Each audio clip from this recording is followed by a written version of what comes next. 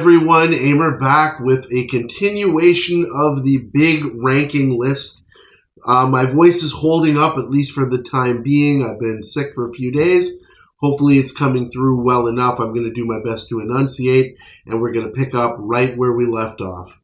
Okay, we're moving into the D+ range, and that covers quite a bit. Let's get going with number 124, Season 4, Episode 25, The Choice. The IMF must eliminate the influence of mystic Vautrain on the Grand Duchess of Trent. And fortunately, Vautrain looks a lot like Paris. This one is basically a remake of the previous episode called Robot, with a would-be Rasputin as the villain. It's an excuse plot for Leonard Nimoy to portray a look-alike. No problem there in and of itself. It makes things simpler for him, I guess. There's just nothing new here. The supporting cast adds very little to the presentation. Not even Sid Haig, who usually delivers in some way. Not his fault, not any of the individual actors or characters' plots. It's just that kind of ordinary plot. Vautrain is totally lame as a villain, and the plot is so ridiculously predictable right from the get-go. It's better than previous episodes I've mentioned because it is a Leonard Nimoy showcase, and he makes the most of it. And that's certainly not a bad thing. Number 123, Season 3, Episode 24, Illusion. The IMF must eliminate 2 of the 3 candidates for Chief of the Secret Police in a currently unfriendly country by convincing one that the other stole and murdered the love of his life. And it's happening again. Maybe this episode was just to give Barbara Bain a chance to perform and have fun on the stage, and that's fine. I really do not feel that that was a good use of television time. This one also has the taint of the hypersuggestibility gimmick, which is ridiculous because there's a heavy reliance on that hypnosis of one of the characters. We're not really given a reason to care about these characters, and it becomes apparent before long that somebody, maybe more than one person, is going to die, which is usually not the hallmark of a really good episode. Emil Skarbek, played by Fritz Weaver, is an overmatched schmuck. It just never seems that he has a chance against the IMF. And that is not a good thing. He's not given the opportunity to be a quality antagonist.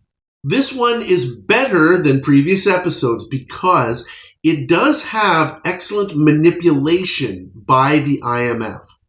The way that they go about that is quite good. Fritz Weaver and Kevin Hagen, who plays his enemy Long, are really, really good in this episode as well. Some people love the whole Barbara Bain and Martin Landau performance thing. I didn't really care too much for that. That's just me. Number 122, Season 3, Episode 14, The Test Case. Dr. Oswald Beck has created a new mutant bacteria that is lethal but quickly becomes harmless, and the IMF must neutralize him and his new creation. This one comes down from the C- range. It's neat in the way that I've kind of outlined it in that one sentence, but really it's nothing to write home about. David Hurst as the adversary doesn't seem to click well in my opinion. I really can't put my finger on why. He doesn't fit into any of the 3 Kisses of Death categories. I guess unengaging would be somewhat of a fit for whatever reason. There is a bit of neat improvisation in this one, where it seems that the plan has gone wrong, but that's about the only memorable thing. Overall, the episode, plot-wise and story-wise, is quite flat, and there doesn't seem to be much difficulty to the IMF achieving their mission. It's better than previous episodes because Barney's work in maneuvering around the facility where Beck is working and destroying his cultures is visually pretty neat. I like those sequences. Number 121, Season 5, Episode 11, The Rebel. In extremely hostile territory, the IMF must recover the notes of a scientist recently killed by his government. This is another Season 5 caper that falls short of the mark. There are a few different twists and turns, and the individual plot segments are okay, but for some reason this story doesn't seem to knit well together. It's kind of neat seeing Leonard Nimoy and Mark Leonard together like they were in Star Trek. They always seem to work well as a pair, and it's easy to picture them side by side. But there's nothing to write home about in this episode either. And the very strange and obvious dubbing of the rebel leader Korra's dialogue, it really stands out.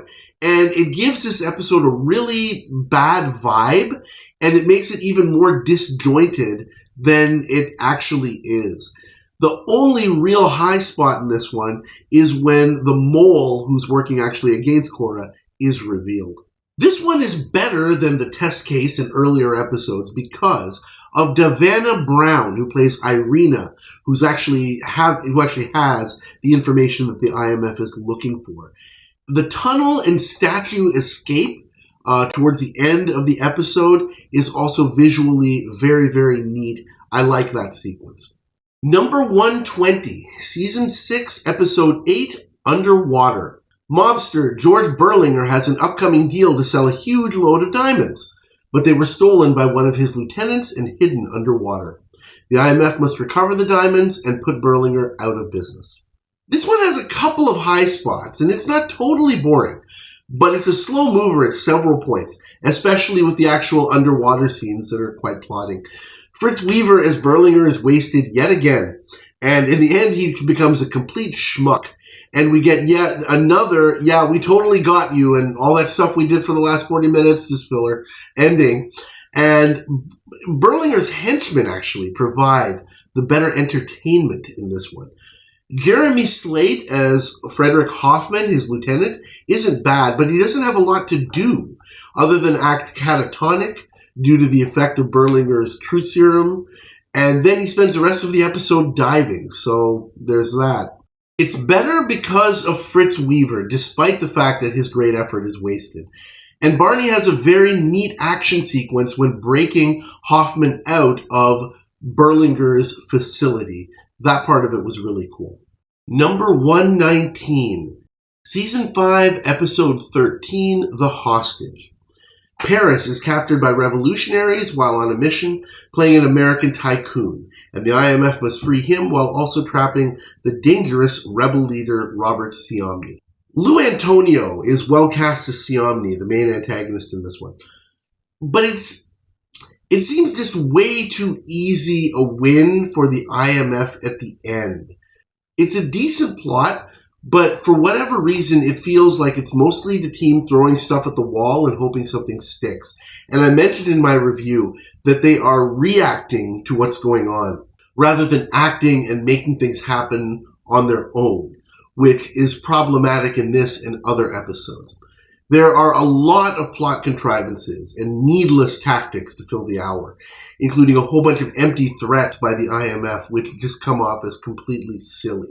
It's better than Underwater and the episodes before it because it is satisfying to see the very arrogant and conceited Siomny taken down a peg at the end. The closing scene when he finally realizes that he's been had and has truly no clue what hit him is definitely worthwhile. Number 118, Season 3, Episode 22, Nicole. The IMF must get a list of double agents being held by enemy minister Anton Valdas, preferably by maintaining the cover of double agent Nicole Vedette. Yes, Joan Collins is worth the price of admission all by herself. But the whole whose side is she on thing is ineffective as intrigue, in my opinion. At first it seems like it could make for an effective plot twist, but it quickly devolves into multiple plot twists. It becomes an I knew you would do that, and I knew you knew I would do that, and that gets old really quickly. The fact that the writers need to come up with a quick, fairly unsatisfying ending, where Rollin basically saves the day out of nowhere, tells you that it wasn't completely thought out, and the focus on was trying to get as much mileage out of they could in the whole romance between Jim and Nicole. There is so much untapped potential here. And the writers could have gotten so much more out of this by making the main antagonist Valdas more formidable. But he plays hot potato with the idiot ball so much that it makes the whole thing a mess from a story standpoint. It's better than previous episodes because of Joan Collins. She and Peter Graves, they do have some sparks together. They work well together. They look good together. Yes, I agree with all of that, and I know that there's some people who love this episode for that reason. That's fine. But there could have been so much more here, and I just lament the untapped potential. Number 117, Season 5, Episode 8, Decoy. The IMF must get Anna Kurkoska, the daughter of a recently deceased dictator, and her list of U.S.-friendly officials out of her country. This one has a good array of guest stars and has an old-school mission feel. There is too much of the relationship stuff between Peter Graves and Julie Gregg, though, and that brings the rating of this one down. Those parts are quite boring, unfortunately. This is a great example, like Nicole before it, of an hour that could be better, but it isn't because it just focuses way too much on one member of the team. The others just seem to take filler tasks. That and more of the other guest stars were needed in order to make this better. The villains are quite lame, and the romantic subplot carries some very ridiculously strained dialogue. The reason I would give this one a slight edge to Nicole is because the action sequences in this one are good. Paris does a quick change in the middle of the episode to evade some bad guys. There's a good switcheroo between Anna Kurkoska and Dana in the funeral parlor. And a neat road chase at the end, which is visually really, really good. Number 116, Season 5, Episode 18, Blast. The IMF must keep tabs on Gregory Tolan and his violent gang, who conduct heists for a mysterious figure named Jonathan Brace, who is seeking to overthrow the U.S. government. What an incredible amount of tedious time and dialogue spent on trying to unravel the mystery in this one. There are points in this episode where it seems like no one can put together even 3 sentences without referencing the mysterious target Brace. And that gets bothersome very, very quickly. What did Brace say? Should we call Brace? Let's wait for Brace. Can't do anything until Brace tells... Oh, gosh. The plot is not terrible. The payoff just isn't worth it in the end. And that completely wrecks the episode and drags this one down. Henry Darrow as the main villain Tolan isn't as effective as he could be. And he has much more interesting characters around him in his hoods. It's better because it is kind of a unique plot with a unique setting, and it carries some suspense with it. You do want to see how it plays out. And as I mentioned, Tolan's hoods, Lawrence Haddon and Kevin Hagen, they are a total hoot. They are funny and entertaining, the way that they play off each other. I love watching those guys. Too bad. I think I'm going to have to take a break here. There are a lot of episodes to which I gave a grade of D+. This is the first half of those, and I'm going to follow up shortly with the second half of these. So please like this video. Please subscribe to the channel if you haven't already, and please leave your comments about this and other episodes. I'll see you next time.